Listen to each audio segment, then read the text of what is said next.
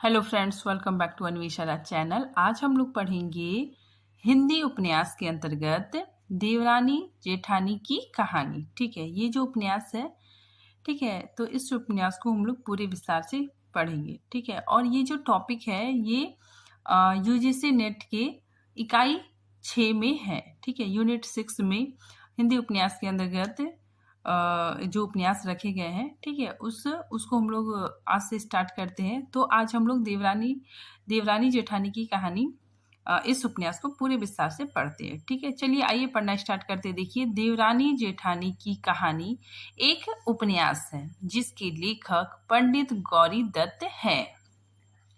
पंडित गौरी दत्त का जन्म पंजाब प्रदेश के लुधियाना नामक नगर में हुआ था। ठीक है, तो इनके जो लेखक हैं गौरी दत्त, इनका जन्म पंजाब प्रदेश के लुधियाना नामक नगर में 1836 में हुआ था। इनके पिता का नाम पंडित नाथू मिश्र था। ठीक है, और इनके पिता प्रसिद्ध तांत्रिक और सारवत ब्राह्मण थे। ठीक है, आगे देखिए, पंडित गौरी दत्त देवनागरी के प्रथम प्रचारक व अनन्य भक्त थे। ठीक है, तो काफी इम्पोर्टेंट है। ठीक है, कि पंडित गौरी दत्त देवनागरी के प्रथम प्रचारक थे। ठीक है, पंडित जी ने मेरठ में 16 जुलाई 1893 ईस्वी को नागरी पंचानी सभा की स्थापना की। आगे देखिए, 1894 ईस्वी में उनकी ओर से सरकार को एक ज्ञापन दिया गया कि अदालतों में नागरी लिपि को स्थान मिलना चाहिए। ठीक है, तो इन्होंने ही सरकार को लेटर दिया था। ठीक है, और साथ ही अपील की थी कि अदालतों में नागरी लिपि को स्थान मिलना चाहिए। ठीक है, आगे देखिए, पंडित जी के अनवर प्रयासों के फलस्वरूप सन 1900 ईस्वी में उत्तर प्रदेश के स्कूलों तथा पाठशालों में हिंदी के पठन पाठन को स्वीकृति प्राप्त हुई। पंडित जी नागरी और हिंदी के इतने दीवाने बन गए थे कि इन्होंने अपने अनरखों पर जय नागरी शब्द भी अंकित करा लिया था और पारंपरिक अभिवादन के साथ जय नागरी भी कहा करते थे। ठीक है, तो ये जब किसी से मिलते थे, ठीक है, तो जय नागरी भी कहते थे। ठीक है, जैसे आमतौर पे हम लोग अपने दोस्तों से मिलते हैं, ठीक है, तो राम राम बोलते हैं, राधे राधे बोलते हैं। तो ये अपना जय नागरी, ठीक है, ये अपने जब दोस्तों से मिलते थे, किसी से मिलते थे, तो जय नागरी कहा करते थे। ठीक है, आगे देखिए, इसी धुन के कारण इन्हें देवनागरी प्रचारानंद और हिंदी का सुकरात भी कहा गया। ठीक है, तो इसी वजह से इन्हें देवनागरी प्रचारानंद और हिंदी का सुकरात भी कहा गया है। पंडित जी ने देवनागरी के प्रचार के लिए स्थान स्थान पर अनेक पाठशालाएं स्थापित की। ठीक है, इन्होंने नागरी 100 अक्षर, अक्षर दीपिका, नागरी की गुप्त वार्ता, ठीक है, लिपि बोधनी, देवनागरी के भजन, गौरी नागरी कोश, देवनागरी गजट तथा नागरी पत्रिका नामक पत्र का संपादन तथा प्रकाशन भी किया। ठीक है, कि पंडित गौरी दत्त ने 1870 ईस्वी में देवरानी जेठानी की कहानी नामक उपन्यास लिखा। ठीक है, तो ये जो उपन्यास है, ठीक है, देवरानी जेठानी की कहानी, ये इन्होंने 1870 में लिखा। इस उपन्यास का प्रकाशन सर्वप्रथम सन 1870 ईस्वी में मेरठ के जीआई छापे खाने में लिथे पद्धति से हुआ था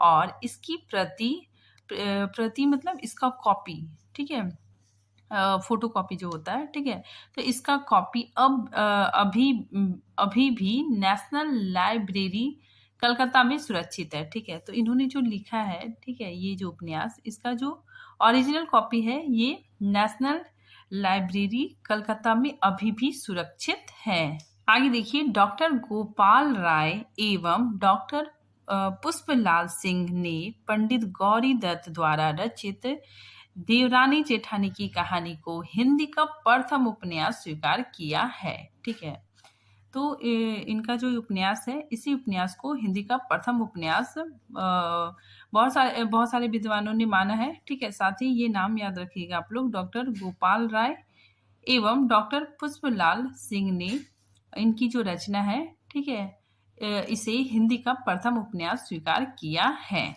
आगे देखिए, सर्वप्रथम इस उपन्यास की 500 प्रतियां प्रकाशित की गई और इसका मूल्य केवल 12 आने थे। ठीक है, तो इस उपन्यास का मूल्य केवल 12 आने थे। मात्र 35 पृष्ठों की इस छोटी सी औपन्यासिक कृति में तत्कालीन समाज, ठीक है, तो इसमें जो तत्कालीन सामाजिक समस्याओं का सूक्ष्म दृष्टि से देखा गया। ठीक है, तो समाज की जो समस्याएं थी उसको इसमें अंकित किया गया है। ठीक है, देखिए, बाल विवाह, विधवा विवाह, विवाह में फिजूल खर्ची, स्त्रियों की आभूषण प्रियता की वृद्धि, नारी शिक्षा की समस्या, वृद्धों व बहुओं द्वारा रखा जाना आदि समस्याएं बड़ी कुशलता के साथ इस उपन्यास में अंकित किया गया है। इस उपन्यास की रोचकता और समाज सुधार की दृष्टि से ही प्रभावित होकर पश्चिम देशाधिकारी लेफ्टिनेंट गवर्नर बहादुर ने, ठीक है, तो याद रखिएगा आप लोग, लेफ्टिनेंट गवर्नर बहादुर ने 24 जून 1870 ईस्वी के पत्र द्वारा पंडित गौरी दत्त को 100 रुपए, ठीक है, 100 रुपए के पुरस्कार से प्रोत्साहित किया। ठीक है, तो इन्होंने 100 रुपए पुरस्कार के तौर पर दिए थे। ठीक है, आगे देखिए, यह उपन्यास पढ़ी लिखी और अनपढ़ स्त्री के गुण दोष को रेखांकित करता है। उपन्यास का परम लक्ष्य यही बताता है कि समाज परिवार के लिए पढ़ी लिखी स्त्री क्यों जरूरी है। ठीक है, आगे देखिए, पंडित गौरी दत्त की मृत्यु 8 फरवरी सन 1906 ईस्वी को हुआ था। ठीक है, यह उपन्यास अपने कथ्य में सामाजिक और यथार्थ प्रस्तुति करता है। ठीक है, इसके अंत वस्तु में तत्कालीन समाज का चित्रण किया गया है। यह पुनः जागरण की चेतना से जुड़ी रचना है। ठीक है, काफी इंपॉर्टेंट है, याद रखिएगा आप लोग कि यह पुनः जागरण, ठीक है, पुनः जागरण की चेतना से जुड़ी हुई रचना है और इस उपन्यास में सामाजिक और यथार्थ प्रस्तुतिकरण किया गया है और तत्कालीन समाज का भी चित्रण किया गया है। ठीक है, अब इसकी भाषा देखते हैं। ठीक है, तो इस उपन्यास की भाषा जन भाषा है, किस्सा गोई शैली में लिखा गया है, लोक भाषा के शब्दों का प्रयोग है, बोलचाल का तरीका है और मुहावरे एवं लोककथियों का प्रयोग किया गया है। ठीक है, अब हम लोग उपन्यास के प्रमुख पात्रों को देखते हैं। ठीक है, तो देखिए, सबसे पहले सर्वसुख में का प्रमुख पात्र है तथा मेरठ का एक अग्रवाल बनिया है। उसकी मंडी में आड़त की दुकान है। ठीक है, नेक्स्ट देखिए, दौलत राम सर्वसुख का बड़ा बेटा है और ये अशिक्षित है। ठीक है, दौलत राम अशिक्षित है तथा पिता का दुकान संभालता है। अब देखिए, छोटे लाल सर्वसुख का छोटा बेटा है। वह पढ़ा लिखा है और वह एक दफ्तर में काम करता है। ठीक है, नेक्स्ट देखिए, पार्वती सर्वसुख की बड़ी बेटी। ठीक है, सर्वसुख की बड़ी बेटी पार्वती है और उसका विवाह दिल्ली में हुआ है। सुखदई सर्वसुख की छोटी बेटी है तथा उसका विवाह बंसीधर कबाड़ी के यहाँ हापुड़ में हुआ था। ठीक है, आगे देखिए, ज्ञानो दौलत राम की पत्नी है। ठीक है, तथा घर की बड़ी बहू है जो अनपढ़ है। वह सदैव सास और देवरानी की बुराई करती रहती है। ठीक है, फिर देखिए, नेक्स्ट, छोटी बहू, इसका नाम आनंदी है। छोटे लाल की पत्नी व उपन्यास की प्रमुख नारी पात्र है जो पढ़ी लिखी और समझदार स्त्री है। ठीक है, नेक्स्ट देखिए, नन्हे छोटे लाल का बड़ा बेटा है जो बचपन में बीमारी का शिकार हो जाता है और यह शिक्षित और समझदार है। ठीक है। फिर नेक्स्ट पात्र देखिए, मोहन छोटे लाल का छोटा बेटा है। 5 वर्ष तक वह जाटनी के पास रहा क्योंकि छोटी बहू बीमार थी और बच्चे को दूध पिलाने में सक्षम नहीं थी। बचपन में जुआरी द्वारा अपहरण का शिकार हो जाता है। ठीक है। तो इसका छोटा बेटा, ठीक है, इसको मतलब 5 साल तक ये जाटनी के पास रहा। ठीक है। जिसको मतलब जो बच्चे पालते हैं, ठीक है, आया बोल सकते हैं उसको। ठीक है। तो उसके पास रहा क्योंकि छोटी बहू बीमार थी। ठीक है। साथ ही बचपन में इसका अपहरण भी हो जाता है। ठीक है। क्योंकि इसने बहुत सारे गहने पहने हुए रहते हैं सोने का। ठीक है। तो इसको हम लोग आगे कहानी में देखेंगे। फिर नेक्स्ट देखिए, कन्हैया दौलत राम का छोटा बेटा तथा मुलिया का भाई। ठीक है। फिर नेक्स्ट, मुलिया दौलत राम की बेटी। इसका विवाह अंतरौली में चुन्नी लाल कसेरे के बेटे से हुआ। प्रसाद मंझौली ये ज्ञानों का भाई है। फिर गंगाराम छोटी बहू का भाई है। भगवान दई, ठीक है, छोटी बहू का भाई। नथिया ज्ञानों की सहेली। किरपी छोटी बहू के मामा की बेटी। ठीक है। तथा यह विधवा हो जाती है। ठीक है। नेक्स्ट देखिए, झुन्नी मुन्नी नन्हे की पत्नी। ठीक है। फिर शिवदयाल सुखदई का बेटा। ठीक है। ज्ञानचंद सुखदई का भांजा। ठीक है। फिर डूंगर, ठीक है, काफी इंपॉर्टेंट है। डूंगर कौन था? ज्ञानों का पिता। ठीक है। जो बड़ी बहू है उसका पिता, जो एक गरीब बनिया है। ठीक है। नेक्स्ट देखिए, लाल दीन दयाल ये आनंदी का पिता। ठीक है। छोटे लाल का ससुर तथा गुड़गांव का तहसीलदार था। देखिए, लाल दीन दयाल, ठीक है, ये छोटी बहू के पिता है। ठीक है। और ये तहसीलदार थे। ठीक है। फिर आगे देखिए, यहाँ पे देखिए जो छोटी बहू है, ठीक है, उसका नाम आनंदी था। ठीक है। इसीलिए यहाँ पे लिखा गया आनंदी का पिता। ठीक है। छोटे लाल का ससुर तथा गुड़गांव का तहसीलदार। ठीक है। नेक्स्ट देखिए, दिल्ला पांडे, ठीक है, ये पुरोहित है। मिसराइन दिल्ला पांडे की पत्नी। ठीक। लाला बुलाकी दास मदरसे का नौकर। फिर नेक्स्ट, मुंशी टिकट नारायण शहरी अमीर। फिर नेक्स्ट, हर सहाय कावली ये भी शहरी अमीर था। ठीक है। अब हम लोग इस उपन्यास का सारांश देखते हैं। ठीक है। तो देखिए, उपन्यास मेरठ के एक अग्रवाल बनिया परिवार की कहानी को प्रस्तुत करता है। ठीक है। लाला सर्वसुख नाम का अग्रवाल बनिया परिवार का मुखिया है। ठीक है। तथा उपन्यास का नायक है। सर्वसुख के 2 बेटे, बड़ा बेटा दौलत राम तथा छोटा बेटा छोटे लाल था। ठीक है। इनका लालन पालन चाचा ने किया। ठीक है। तो सर्वसुख का लालन पालन चाचा ने किया क्योंकि हेजे की बीमारी से इनके माता पिता की मृत्यु हो गई थी। ठीक है। पहले गलियों में घूम घूम कर, कौन? सर्वसुख लाल, ठीक है, जो इस कहानी का नायक है। ठीक है। तो पहले गलियों में घूम घूम कर सर्वसुख फेरी लगाता था। बाद में परचून यानी किराना की दुकान खोल लिया। सर्वसुख की 2 बेटियां भी थी। ठीक है। बड़ी पार्वती जिसका विवाह दिल्ली में होता है। ठीक है। छोटी बेटी सुखदय जिसका विवाह वंशीधर कबाड़ी के यहाँ होता है। ठीक है।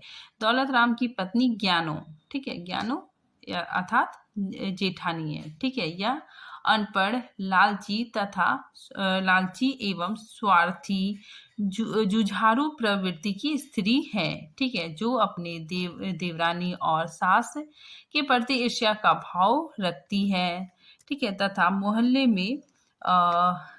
में देवरानी और सास की शिकायत करती रहती है। ठीक है। जबकि छोटे लाल की पत्नी आनंदी, ठीक है, जिसका नाम आनंदी है, देवरानी है। ठीक है। वो पढ़ी लिखी, संस्कारी और समझदार स्त्री है जो घर की चिट्ठी पढ़ने और लिखने का कार्य भी करती है।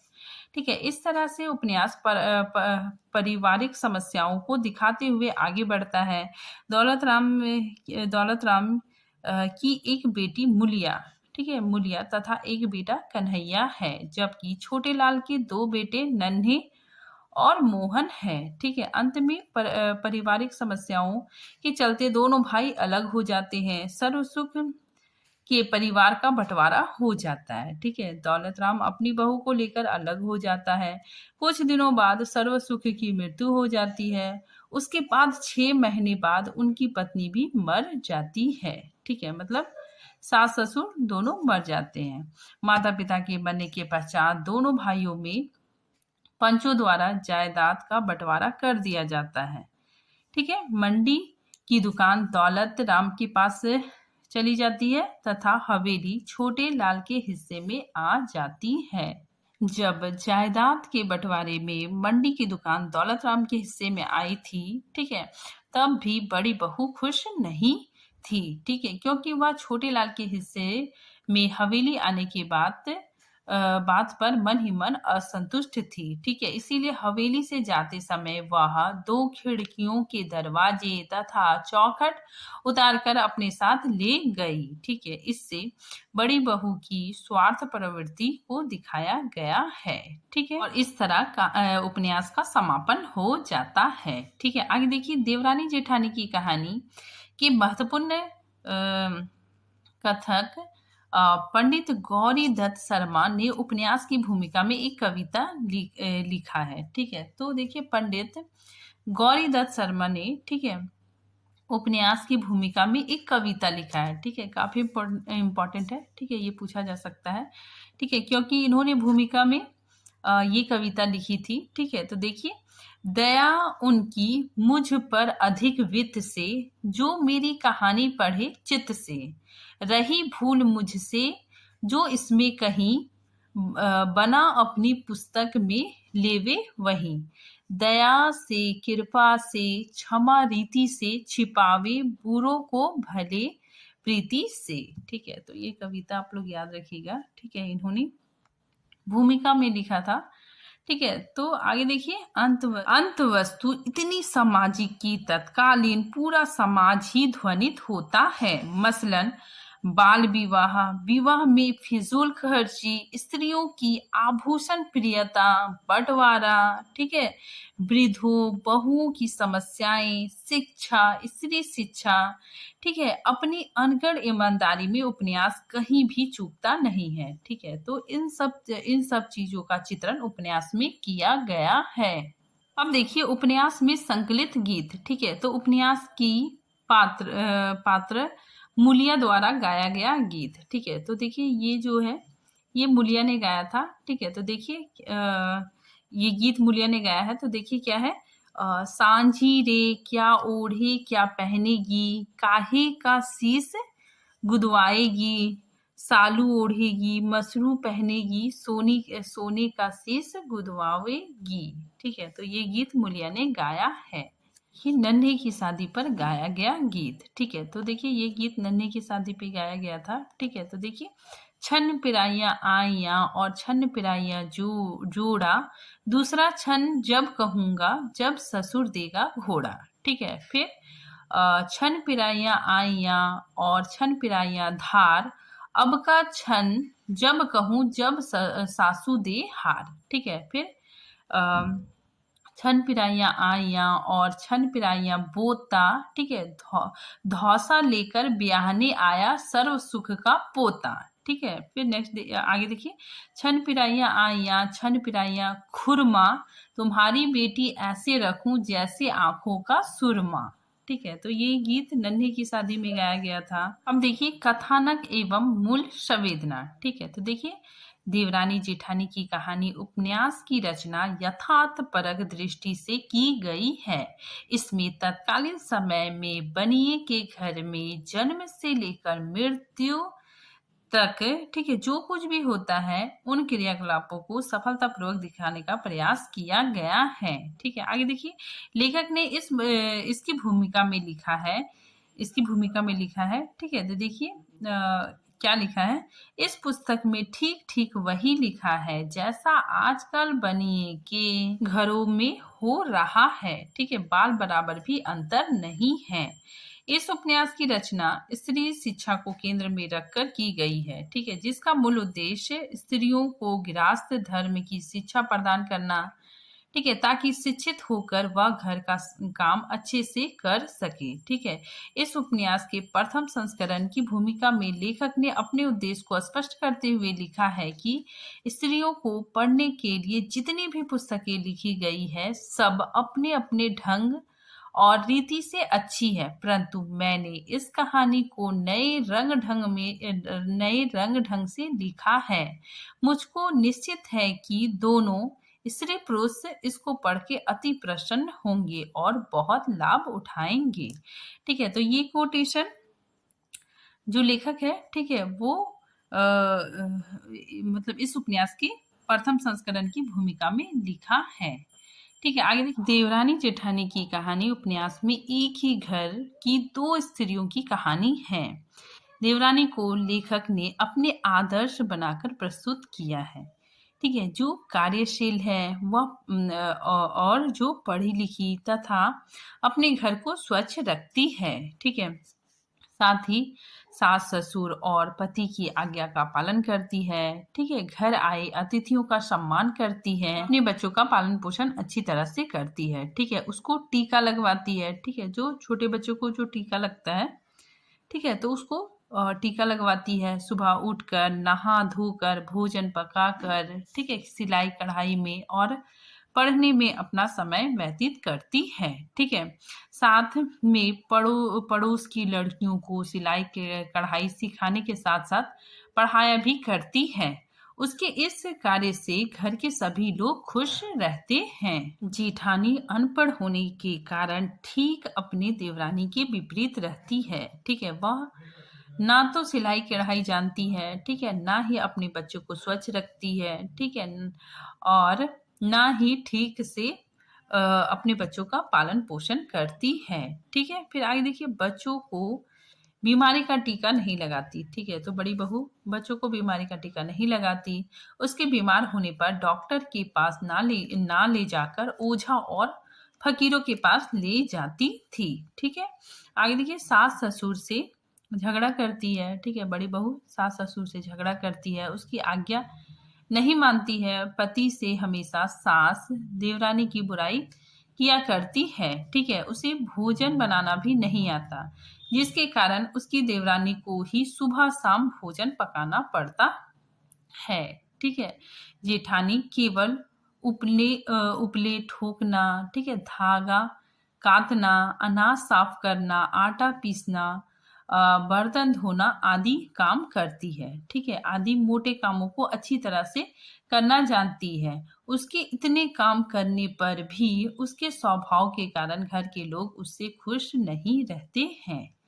ठीक है, आगे देखिए, नारी जीवन एवं गृहस्थ धर्म पर केंद्रित इस उपन्यास की मूल कथा का तात्पर्य यह है कि अशिक्षित और मूर्ख स्त्रियां पारिवारिक जीवन को नरक तुल्य बना डालती है। ठीक है, जबकि शिक्षित और विवेकशील स्त्रियां नरक तुल्य घर को स्वर्ग में परिणत कर देती है। ठीक है, आगे देखिए, देवरानी जेठानी की कहानी उपन्यास के केंद्र में तो स्त्री शिक्षा को रखा गया है, लेकिन इसके माध्यम से तत्कालीन समाज में प्रचलित अनेक रूढ़िवादी विचारों का खंडन भी किया गया है। जब लाला सर्वसुख के बड़े बेटे दौलत राम की पत्नी को लड़की पैदा होती है, तब इस बात की खबर सुनकर लाला सर्वसुख दुखी व्यक्त होते हुए कहता है कि ले भाई, लौंडियों ने घर घेर लिया। ठीक है, तो लड़के और लड़कियों को लेकर ऐसे नकारात्मक दृष्टिकोण बनने के पीछे तत्कालीन सामाजिक परिस्थितियों में दहेज जैसी कुरीतियों को जिम्मेदार माना जा सकता है। ठीक है, यह समस्या आज भी देखने को मिलता है। ठीक है, आगे देखिए, जब कुछ समय बाद लाला सर्वसुख की छोटी बहू को लड़का पैदा होता है तो वहां खुशी मनाई जाती है। ठीक है, लोगों को मिठाइयां बांटी जाती है, दान दिए जाते हैं, सगे संबंधियों को दावत दी जाती है। ठीक है, उस घर में जब लड़की लड़की पैदा होती है तो पूरे घर में उदासी का माहौल छा जाता है। ठीक है, दोनों लड़का लड़की को मनुष्य से अलग करके स्त्री पुरुष के रूप में देखने की दृष्टि समाज में ही विकसित होती है। ठीक है, तो इसमें उस समय की जो समस्याएं हैं, ठीक है, उसको अंकित किया गया है। ठीक है, कि लड़के लड़की को लेकर कितना मतलब भेदभाव था। ठीक है, तो देखिए जब नन्हे और मोहन लड़कियों के साथ खेलता था। ठीक है, नन्हे और मोहन जो छोटे लाल का दो बेटे हैं। ठीक है, ये जब लड़कियों के साथ खेलता गीत गाता तो उसकी माँ उससे कहती कि लौंडियों के बीच नहीं रहते। ठीक है, पंडित गौरी दत्त द्वारा लिखित इस उपन्यास में तत्कालीन भारतीय समाज में स्त्रियों के साथ हो रहे असामान्यता व्यवहार की अभिव्यक्ति को देखा जा सकता है। ठीक है, तो इस उपन्यास में जो लड़कियों के साथ भेदभाव किया जाता है, ठीक है, उस चीज को इस उपन्यास में देखा जा सकता है। इस उपन्यास में बाल विवाह का विरोध किया गया है। ठीक है, जब देवरानी के लड़के, ठीक है, देवरानी के बेटे नन्ही और मोहन, ठीक है, तो देवरानी के लड़के के लिए कई जगह से सगाई आती है तो वह कहती है, मतलब छोटी बहू कहती है कि जब 15-16 वर्ष का होगा तब विवाह सगाई करेंगे। ठीक है, तो छोटी बहू अपने लड़कों के लिए कहती है कि जब ये लोग 15-16 वर्ष के हो जाएंगे तब मैं विवाह करूंगी। ठीक है, तो ऐसा करने से उसके दादा दादी क्या कहते हैं, देखिए। तब नन्हे के दादा दादी समाज में इसकी आलोचना का भय दिखाते हुए कहते हैं कि ये तुम क्या कर रही हो। ठीक है, जब सियाना हो जाएगा, मतलब जब बड़ा हो जाएगा, 15-16 साल का हो जाएगा, तो कौन विवाह सगाई करेगा। लोग कहेंगे कि यह जाति में खोटे होंगे। इसी वजह से अब तक विवाह नहीं हुआ है। ठीक है, आगे देखिए। उपयुक्त तथ्यों के आधार पर बाल विवाह के संबंध में प्रचलित रूढ़िगत परंपरा का एक रूप देखने को मिलता है। ठीक है, जिसमें ज्यादा उम्र के विवाह करने पर लोग निंदा करते थे। ठीक है, तो उस समय लोगों की सोच ऐसी थी कि ज्यादा उम्र में विवाह करने पर लोग उसकी निंदा करते थे। आगे देखिए, इस उपन्यास में बाल विधवाओं पर भी विचार करते हुए उसके पुनर्विवाह का समर्थन किया है। एक स्थान पर छोटे लाल की बहू के मामा की लड़की किरपी के असमय मतलब 10 वर्ष में विधवा हो जाती है। ठीक है, तो छोटे लाल की बहू, ठीक है, छोटे लाल की बहू कौन, आनंदी। ठीक है, छोटी बहू, ठीक है, छोटी बहू के मामा की लड़की किरपी, ठीक है, किरपी क्या हो जाती है, 10 साल में विधवा हो जाती है। और छोटी बहू के प्रयासों से, ठीक है, तो छोटी बहू के प्रयासों से इसका पुनः विवाह होता है। ठीक है, आगे देखिए। एक दिन दौलत राम की पत्नी ज्ञानो बीमार हो गई। ठीक है, वह बेटी के आंखें भी दुखने लगी। ज्ञानो ने परहेज नहीं किया। ठीक है, इसी वजह से बीमारी बढ़ गई। दोनों ने आंखों में दवाई भी नहीं डाली। ठीक है, तो देखिए दोनों ने आंखों में दवाई डालना भी किसी देवता का प्रकोप समझकर छोड़ दिया। ठीक है, मतलब ये जो ज्ञानू है, बड़ी बहू है, ठीक है, बहुत अंधविश्वासी थी। ठीक है, साथ ही वो डॉक्टर की दवाई, डॉक्टर की इलाज को भी नहीं मानती थी। ठीक है, ये ओझा के पास चली जाती थी। ठीक है, तो इसी वजह से दोनों ने आंखों में दवाई डालना भी किसी देवता का प्रकोप समझकर छोड़ दिया। फिर दौलत राम को ही चूल्हा फूकना पड़ा। ठीक है, तो ये दोनों बीमार थे तो दौलत राम को अपना खाना खुद बनाना पड़ा। ठीक है, आगे देखिए। किसी तरह वैद्य के इलाज से दोनों की आंखें ठीक हुई। ठीक है, तो फिर इसके बाद वैद्य के इलाज से दोनों की आंखें ठीक हुई।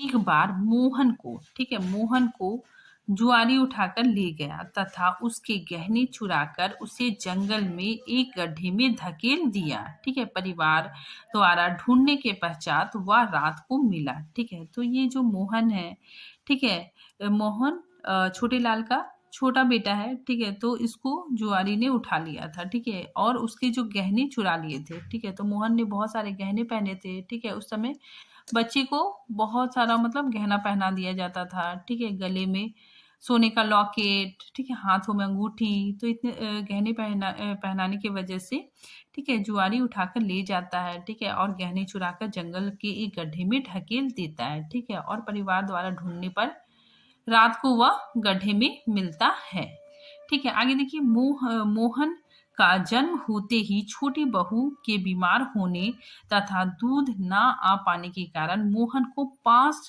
वर्ष तक धाई, ठीक है, धाई के पास रखा, ठीक है, जो बच्चे को पालती है, ठीक है, आया उसके पास रखा, ठीक है। आगे देखिए, छोटे लाल की बहू की मामा की बेटी कृपी 10 वर्ष की अवस्था में विधवा हो गई थी, ठीक है, और छोटी बहू के प्रयासों से उसका पुण्य विवाह होता है। आगे देखिए, नन्ही की शादी बुलंदशहर में झुन्नी मुन्नी के यहाँ हो गई।